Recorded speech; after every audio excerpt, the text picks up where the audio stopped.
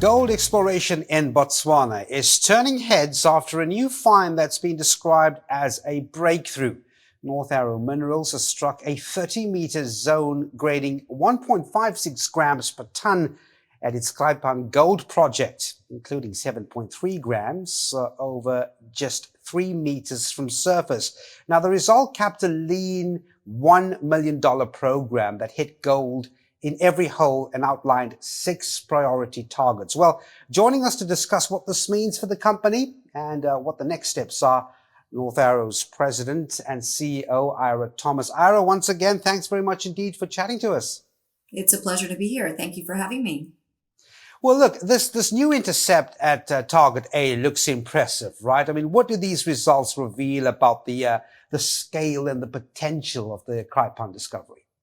Well, I think we have to step back and remember that, a year ago, this was basically just an idea. We had an option to earn a majority interest in 724 square kilometers of greenstone terrain, which has had very little exploration in its history. And so it was a pretty daunting prospect to try and get in there and make some progress with a relatively small budget.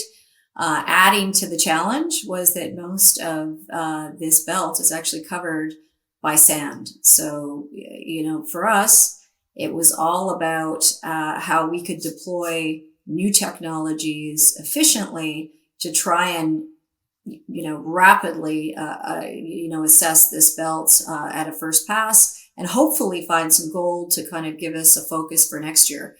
And I think that we have, absolutely demonstrated that the approach was successful, and we're super excited to continue to apply this approach in the coming months to hopefully define an exciting target worthy of follow-up work.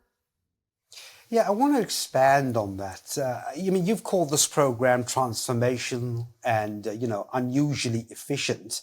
How did your team manage to achieve so much with such a small exploration budget? Well, it started with our partner. Our partner is based in Africa. They've been working out of Gaborone, the capital city of Botswana, for more than 20 years.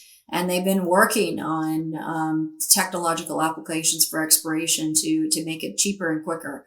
And the two, principal approaches that have been transformational for this project and this program was the use of very inexpensive airborne magnetic drone surveying, which allowed us to get high quality magnetic data to be able to map and define structures below the sand cover.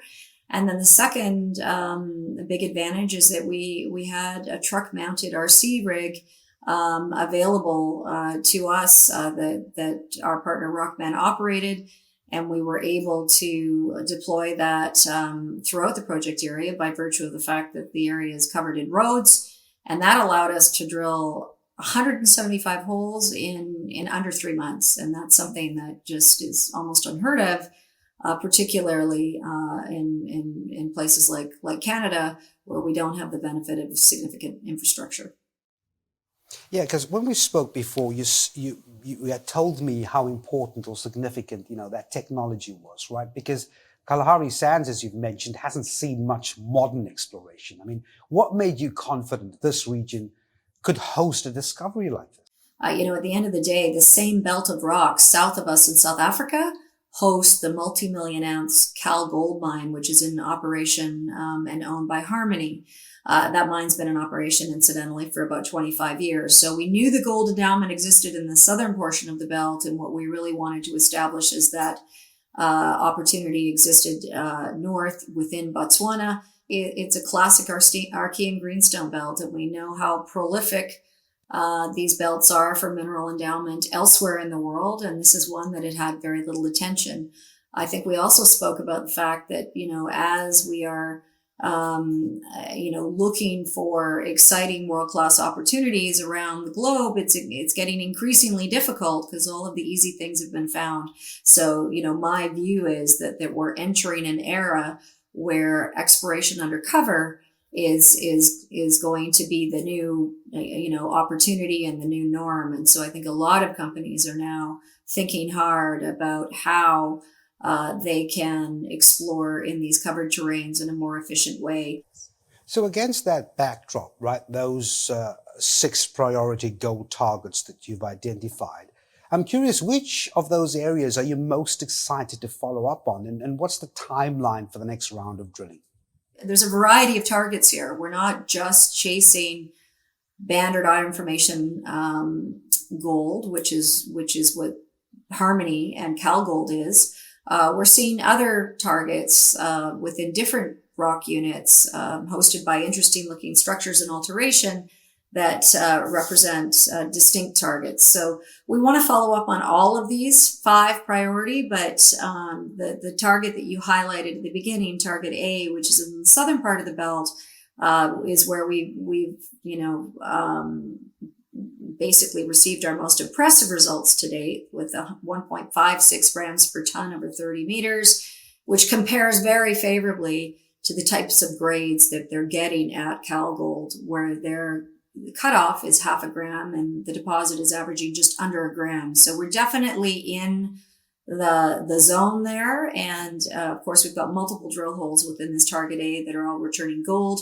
We've also got lots of rock samples at surface returning gold, including a historical sample that recovered over 36 grams per ton. So it definitely is the area that is most obvious to go back to, particularly because it has very little cover.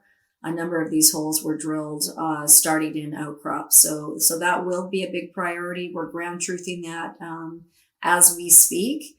And our intention is to get back in there and do some angled RC drilling to help better define those zones. But ultimately, we will need a core rig to get in there and help us delineate better. But the other 4 targets, which are further north, also represent important follow-up opportunities for us. And of course, we want to continue with our regional assessment of the belt. While 175 holes sounds like a lot, it's really a drop in the bucket when you've got, more than 60 kilometers of prospective strike and 724 square kilometers of prospective geology to explore. So we really see this as kind of a 2-pronged approach for next year. We're going to follow up on the good results received to date and at the same time continue with our regional assessment. And as I wrap up, Ira, I suppose that's one of the big things you'd want investors to know about as you set out your plans for next year.